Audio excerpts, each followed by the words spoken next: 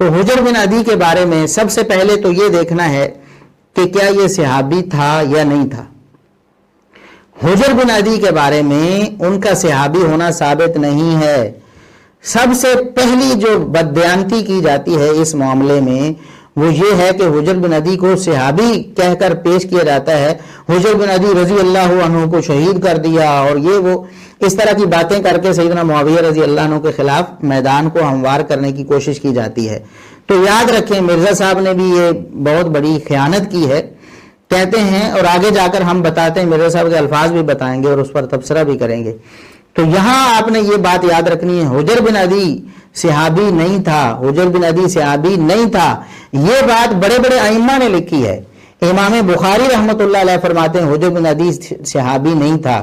ابو حاتم رازی رحمۃ اللہ علیہ فرماتے ہیں کہ حجر بن عدی صحابی نہیں تھا۔ امام ابن حبان رحمہ اللہ فرماتے ہیں کہ حجر بن عدی صحابی نہیں، اور خلیفہ بن خیاط بڑے مورخ ہیں، وہ کہتے ہیں کہ حجر بن عدی صحابی نہیں، اور ابن سعد رحمہ اللہ کا ایک قول بھی یہی ہے کہ حجر بن عدی جو ہیں وہ صحابی نہیں۔ حجر بن عدی صحابی نہیں، تابعی ہے۔ حجر بن عدی کے صحابی ہونے پہ ایک دلیل مرزا صاحب سنگل ون، ایک دلیل صحیح سند کے ساتھ آپ پیش کریں، حجر بن عدی کو آپ کیوں صحابی کہتے ہیں۔ بعض اہل علم کو یہ غلطی لگی ہے اور انہوں نے تاریخ کی بعض روایات جو آگے ہم پیش کریں گے اور ان روایات کی ہم حقیقت بیان کریں گے، ان کی بنا پر انہوں نے سمجھ لیا کہ شاید وہ صحابی، لیکن یہ بات ثابت نہیں ہے۔ مرزا صاحب ایک امام کی کتاب کا بڑا تذکرہ کیا کرتے ہیں ایک صحابی کے بیٹے کے حوالے سے، امام ابن الجوزی، نام تو سنا ہوگا نا مرزا صاحب کی زبانی آپ نے۔ تو امام ابن الجوزی کیا کہتے ہیں، مرزا صاحب آپ کے ممدوح امام، ہمارے بھی ممدوح ہیں، خطا تو کسی شخص سے بھی ہو سکتی ہے، کسی معاملے میں بھی ہو سکتی ہے، لیکن ہم کسی عالم اور کسی امام، کسی محدث اور کسی مفسر کی کسی خطا کی وجہ سے یا ہمارے موقف کے خلاف کوئی بات کرنے کی وجہ سے ہم اس کو نعوذ باللہ رافضی یا ناسبی یا بدعتی یا ہم اس کو حق چھپانے والا نعوذ باللہ نہیں کہتے۔ یہ ان لوگوں کا خاصہ ہے، یہ لوگوں کو ہمارے بارے میں کہتے ہیں کہ ہم بڑے فتوے لگاتے ہیں۔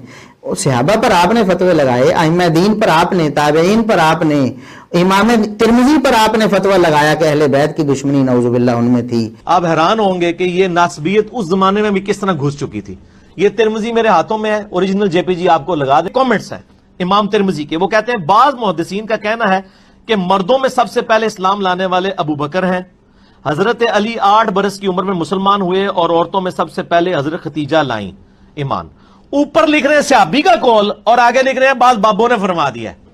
ابن عباس کہہ رہے ہیں کہ پہلا شخص جس نے نبی علیہ السلام کے ساتھ نماز پڑھی وہ حضرت علی ہیں، اور آگے امام ترمذی کا لکھ رہے ہیں لیکن بزرگ فرماتے ہیں، حضرات فرماتے ہیں۔ فرقہ وارانہ جو بیماری ہے، چاہے پرانے بابوں میں ہو یا نئے بابوں میں، چاہے سلف میں ہو یا خلف میں، فرقہ واریت ہے، فرقہ واریت ہے۔ اور امام ابراہیم نخعی جو عظیم الشان محدث ہیں، ان پر آپ نے فتویٰ لگایا کہ وہ ناسبی ہیں نعوذ باللہ۔ اور جو اگلی حدیث ہے ترمذی کی 3735، اس میں آپ دیکھیں کتنی خطرناک بات آ رہی ہے۔ تو ابراہیم نخعی تابعی ہے، اور تابعی بھی جونیئر تابعی ہے، سینئر تابعین میں بھی نہیں آتا۔